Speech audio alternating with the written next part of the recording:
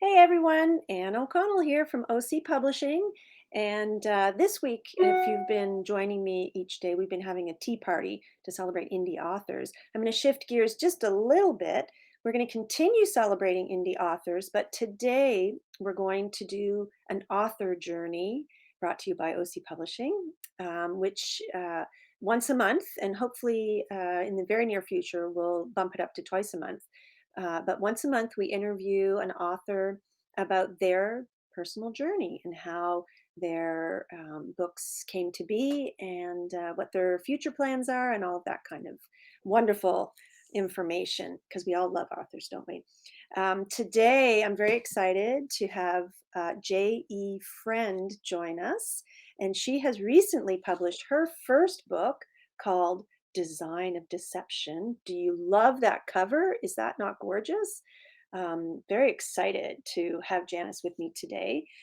Janice and I met a few years back at the first Paradise Writers Retreat here in Nova Scotia that she joined me. And so we became fast friends and we keep re coming back together each year at the Paradise Writers Retreat. But I'd like to welcome Janice to the author journey now. Here she comes. Welcome, Janice. Thank Hi, you so much for joining us today. nice to be here. Yes, and we're all kind of keeping our shoulders up to our ears because it's been a bit cold here in Nova Scotia. But Warmer today, though. it has, yes, it has. So tell us a little bit about Design of Deception. And I also invite you to do a reading for us, and then we'll delve into how it came about. Okay.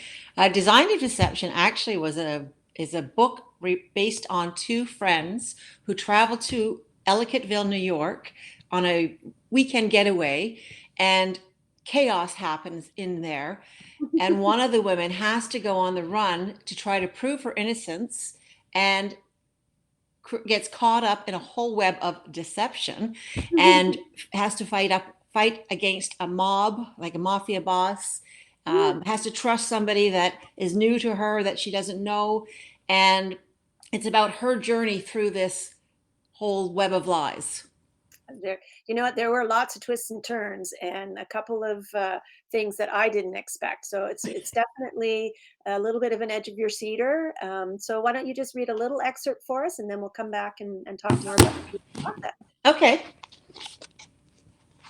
Once she was back on her feet, Madison started towards the burning chalet, screaming Abby's name. Her efforts were thwarted as she was roughly grabbed from behind and restrained. A hand clamped over her mouth, once again silencing her. She struggled against whoever was preventing her from moving forward. She was being pulled backwards as another arm wrapped around her waist, tightly restricting her movements. She could feel the firmness of his body as she thrashed, trying in vain to get free. You have to be quiet, a voice hissed softly in her ear. It's too late for your friend. If you go inside, you'll die too. I'm only trying to help you. I think the explosion was deliberate, and whoever did it could be around. Be silent. The hand slipped from her mouth as she nodded. Let go of me. She's in there. Oh my God. Abby's still inside. Madison sobbed, tears rolling freely down her cheeks, mingling with the soot and ash as she tried to jerk from his grasp. I said, be quiet. Do you want anyone to hear us? You can't help her now. She's already gone. Between the explosion and the fire, she didn't stand a chance. The voice behind her reasoned while keeping a firm grasp on her arm. Oh, that I'm glad you chose that passage because that was a very intense moment in the book. So tell me a little bit about, or tell us a little bit about why you chose this genre and what you're working on now and what's coming out next. Okay. Um, I like mysteries. I also like horrors. I'm a bit weird when it comes back and forth to that. I often read Karen Slaughter and Stephen King, so that's a combination of mysteries and horror. It felt natural for me to write in towards this way.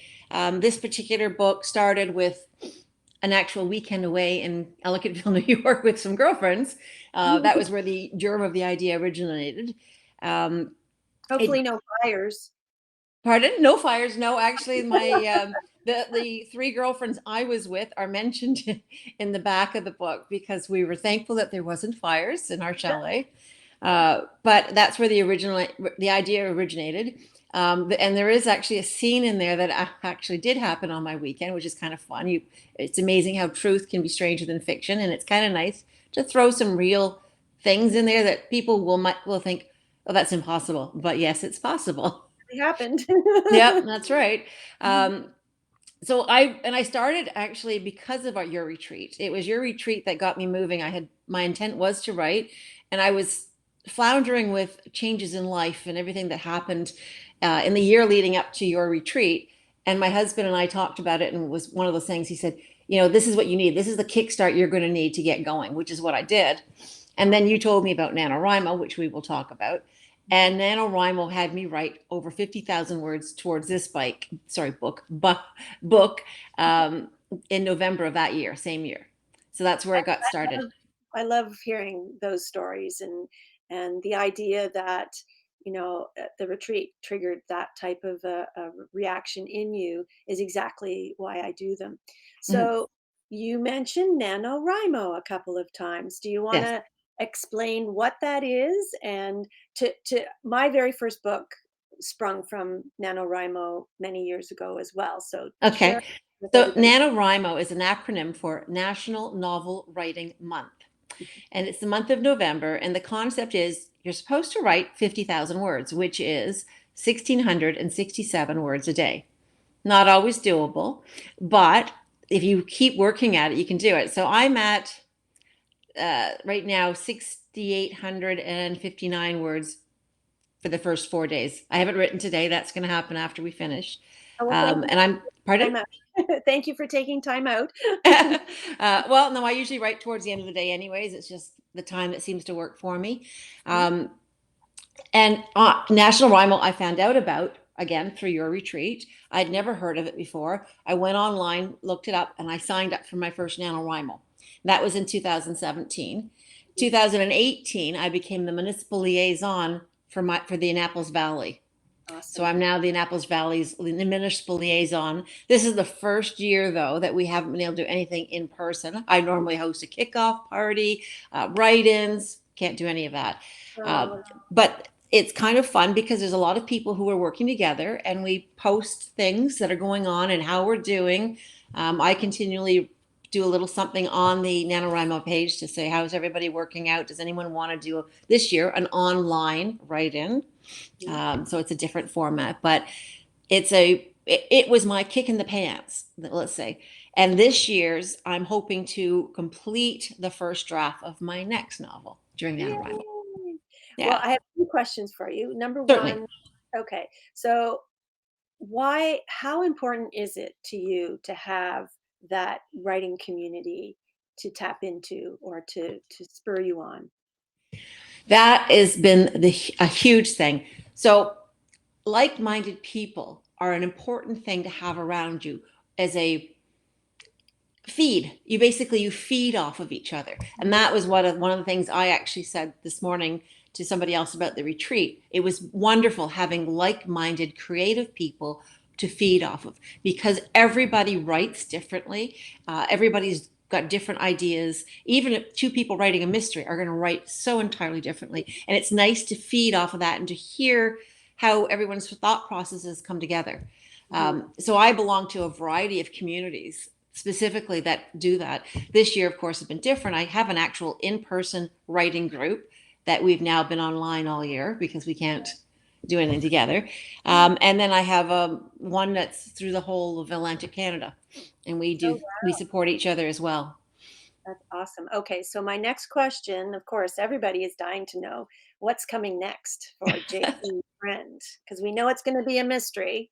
Yes, yes. I'm actually working on a trilogy, and it's about a serial killer who is killing across Canada on the Trans Canada Highway.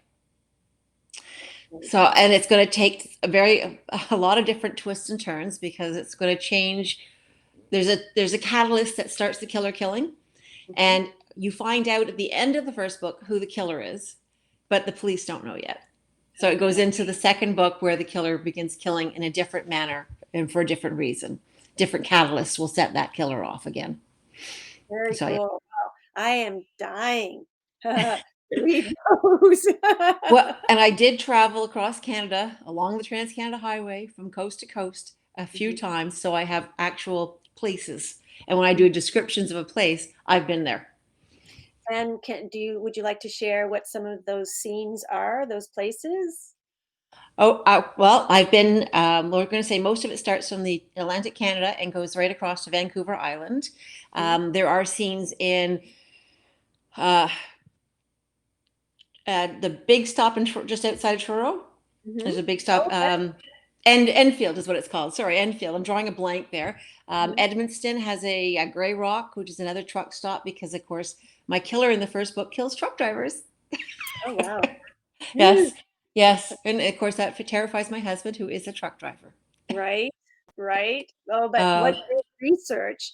So I yes, understand that you actually have accompanied him across Canada and experienced all of those truck stops along the way. And of yes. course, as writers do, you watch people and you absorb the characteristics and you create characters and you combine. Is that sort of the kind of thing that happened? It is. There was that. I actually have put some reality things in my book because things that happened to me in my travels, just to add a little bit of flavor. Again, as I said before, truth is stranger than fiction. Um, so there is going to be some scenes. I can hint on one Mhm. about a knife wielding crazy person who chased me in a parking lot in Chilliwack, BC. That really did Uh, happen. it really did happen to me, and it will be in my book because That's the cool. whole scene is still so vivid in my head, even though it was a couple of years ago. um, I'm gonna have one of my characters is going to be chased by a knife wielding maniac in Chilliwack, BC. I love it. And it's Well, not the killer that's the knife wielding maniac. well, do we no, because at that point, we will know who the killer is, right? You don't know who the killer is till the very end of the first book. So no, you won't know at that point who the killer is. Okay. So you're in the process now during National Novel Writing Month, NaNoWriMo, of Mhm. finishing the first in the trilogy? I'm going to complete the rough draft because I do Okay, have some of it written. I'm not starting a new project for okay. NaNoWriMo this year. Mhm, I have already written quite a bit for the second book. I wanted to keep the characters straight. One mhm. of the more difficult things about a trilogy is trying to make sure that your characters that you wish to continue are the same, except for the natural growth process, but they're Right. the same people. So Mhm. you don't want to have Johnny having black hair with silver streaks to turn into a redhead with wild curls. So, Right.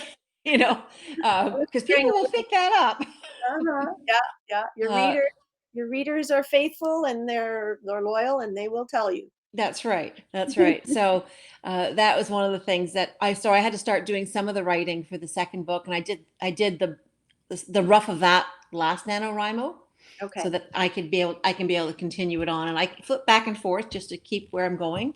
Right, right. Hmm. That's exciting. I'm so looking forward to. Do you have a sort of a target date for launch for the first in I'm the? hoping to have it. Well, I'm hoping to have it in the hands of beta readers spring of next year. Okay, all right. So All right, I hope that because I'm a that takes it's still another year after that before you actually release right, it. right. And so you have started a publishing company to publish your Yes. book called Dark Cellar Publications. Yes. So that was very exciting to see. And talk a little bit, just really briefly, about that. Like, what made you decide to do that? Well, it was one of the. I debated on going with a partner publishing, Hmm. like OC Publishing, Hmm. and originally that was my focus. Then we had COVID, and Mm-hmm. I was sitting through COVID with my husband home, and we did a lot of hot tub conversations. I'll be honest, a lot of hot tub conversations. So I started looking into the self-publishing aspect and what was involved in that. And I read somewhere on one of the sites that I was looking at that it was good to have a publishing company. So it gives a little bit more credibility to your work. So my husband and I talked back and forth and came up with Dark Cellar. Between the two of us, came up with Dark Cellar Publications, Mhm. uh, specifically because I do write a little dark. You've heard some of my writing. Um, I do tend to get a bit dark. I think So Dark Cellar was kind of fun, Mhm. you know. Yeah. Um, and that's where that came from. And the original artwork for that was a photograph of our cellar doors here, because we Wow. have we have the old anti-M cellar doors in our house. That's And then I did get a great the woman who did the design for my cover. She actually made a logo, official logo, using that as an original image. oh, yes, and I think it's on I don't know if you can see it on the spine there. Yeah. This is Yeah, a beautiful cover, by the way. I think your designer she is did a great job. really beautiful job, yes. Well, and we've followed similar paths, and it's very exciting to be um, following your author journey and to be a small part of it. And very, very excited that I was the one to help you launch into that. And we continue to, you know, encourage each other and other indie authors. So I want everybody to please go to Janice's website, www.jefriend.com. Join her on Facebook at j.e.friend. And most importantly, get to Amazon, buy a copy, enjoy the book, and please do reviews on Goodreads, Amazon, and or Google, and that's how you best support indie authors. Thank you Hmm. so much, Janice, for joining us today. Thank It's you been for having me. a pleasure to chat, and get back to your writing and keep us posted on your progress. I will definitely. Virtual hug. Yay! Oh my goodness. We'll see you soon, and take good care and keep on writing. Thanks. Bye bye. So that was Janice Friend, J.E. Friend, the author of Design of Deception, which is available on all online stores, through Amazon. And pick up a copy, have a read, and let us know what you think. For now, we'll say goodbye. Thank you for joining us on this author journey brought to you by OC Publishing. And I will be back just a little bit later for this afternoon's tea party. And we're going to continue on the theme of mysteries. And I'm going to share a little bit about my mysteries, my cozy mysteries. Oh, they're back here. Mental Pause and Deep Deceit. So I hope you can join us. If not, it'll be recorded and you can give it a watch anytime. So for now, bye for now, and we'll see you real soon. Thanks for joining us.